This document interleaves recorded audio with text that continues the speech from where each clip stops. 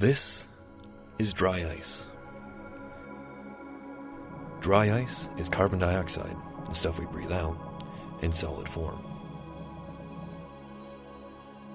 It freezes at around minus 109 degrees Fahrenheit and can cause frostbite in a matter of seconds. What it's doing here is known as sublimation, the transition from solid straight into gas. Under normal conditions, carbon dioxide is a colorless, odorless gas, but in this high of a concentration it turns into a milky white smoke with a slightly acidic odor. In fact, in a high enough concentration, this CO2 gas can react with your eyes, nose, or mouth to create carbonic acid. A weak acid, but still a very unpleasant surprise for those that might have experienced it. A ghostly beauty that dances with an otherworldly cadence, seeming almost to sway to a music that human ears are deaf to. There's all kinds of weird properties that can be observed in substances this cold.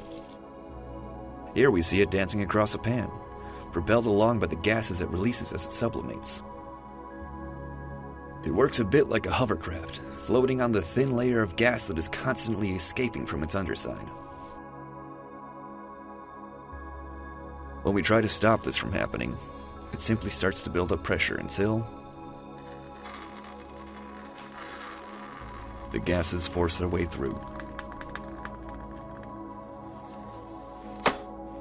When introduced to water, the sublimation accelerates, creating this boiling cauldron of iron and ice. This is often used in fog machines to create a mist that rolls across the ground, eerily and slow. However, as it's exposed to the frigid material, sometimes a solid shell of ice forms around the outside of it, stopping the reaction and trapping the material inside. As the air around it slowly warms the water, pockets will form.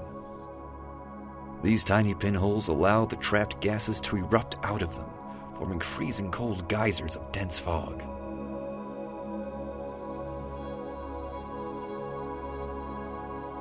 Another way the gas can be captured is with soap.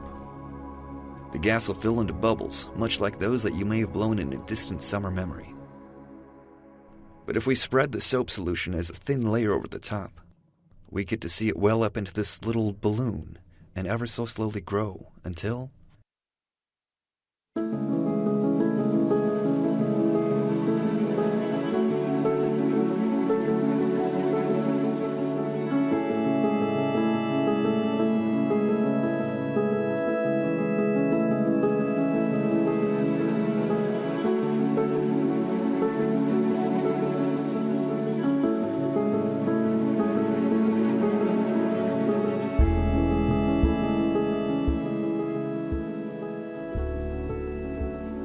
slowly, over time, the temperature of this mixture, as with all things, will reach an equilibrium.